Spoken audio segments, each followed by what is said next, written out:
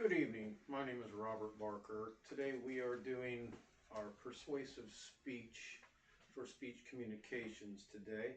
We're going to be doing a speech on mysteries and dangers of Mother Earth, the discovery of scuba diving.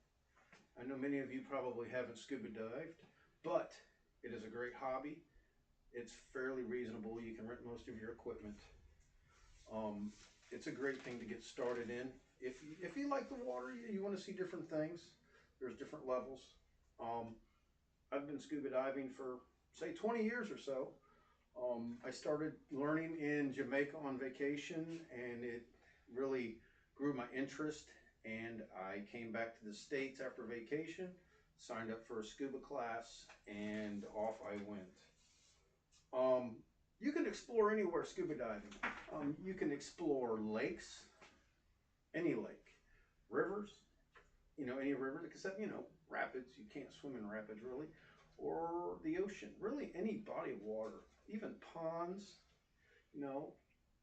It doesn't have to be super deep. It doesn't have to be the biggest. You want semi-clear water. You're not going to be able to see very much if you can't see. So let's discuss the training that's involved with scuba diving. Basic swimming course, that you'll take at a scuba dive center where you can learn how to scuba dive. Once you've mastered, a few simple swimming abilities, hopefully you've swam before, otherwise I'm not so sure that scuba diving is the thing for you. Then you'll do a test dive in a swimming pool, and it goes fairly pretty simple. You'll swim up and down the pool. They'll take your mask off to see if you can put your mask back on. They'll take your regulator out of your mouth. Make sure you put the regulator back in your mouth. There's some things here I'd like to point out that's part of scuba diving. As you can see over here on my right shoulder, we have the scuba suit, which is just to keep you warm and comfortable. They have different suits for different, environments. You have a scuba tank, fins, snorkel mask, of course, different dive meters, for depth, direction, how much air you have in your tank, a BCD, which is just to the left of the scuba wetsuit. And what that does is a BCD stands for a buoyancy control device. And this piece here, it allows you to go up, ascend or descend into the water quite easily. It really is a great thing. It helps you kind of maintain a balance, in the water. The roots of scuba diving, it began a long time ago in 1878, and millions of people scuba dive today, according to Bitterman in 2009.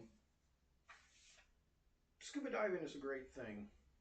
It's something that I am trying to lure you into, to kind of bring a little attention to it and pique, an interest in you. There's a lot of great things to see in the water.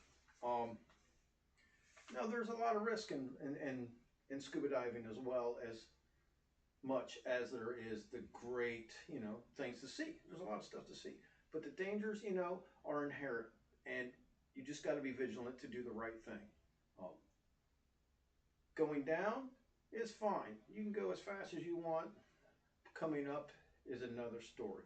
Going down, you do have to, pinch your nose and blow air out. Try to get air out of your ears, kind of equalize the pressure in your head. Some people can't. They have, sinus issues, whichever. But coming up, you need to stop at different atmospheres. Each atmosphere is, about 33 feet, and depending on how far you go, that'll determine how many times you have to stop at each one.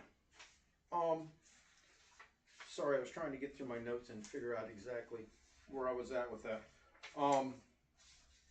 According to Caterham and Scheel in 2021, the scuba diving incidences mostly attribute to too fast of ascent. Going to the surface too fast, and you get bubbles in your blood, and it has nowhere to go, and it goes in your joints, you know, your shoulders, your elbow, and it's very uncomfortable. Sometimes it's so bad they have to put you in a hyperbaric chamber to compress your body to a different pressure so those bubbles break up and your body can absorb it. It's just one of the inherent dangers of scuba diving if you don't follow the rules correctly. Um, it is a great hobby. I encourage you to do it. It is a great thing to see. I mean, as you can see to my left, there's somebody here swimming with a manatee. We have tons and tons of manatee here in the state of Florida. Also, there's a lot of other places. There's reefs to see, sandbars. I have found megalodon shark's teeth in the ocean as well. And there's sharks, of course. There are alligators, but a lot of fun is otters. They'll come up and play with you. The manatee, like this one here to my left, you can actually scratch their bellies. You're not supposed to touch them, you know, because they're afraid you're going to harm the animal. But they will literally roll up onto you and want their belly scratched like a dog. They're called a sea cow. And believe it or not, the native Indians used to eat these creatures. Scuba diving is wonderful. Again, it's something you ought to try. It's really exciting. You can rent the equipment. You can do it right off of a beach.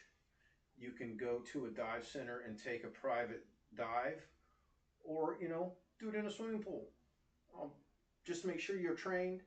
Don't just go out with your buddies and try it. You know, you could really get hurt. And again, you ought to try it. You'd really love it. And I hope this little speech about scuba diving will encourage you to try something different. And again, thank you for watching.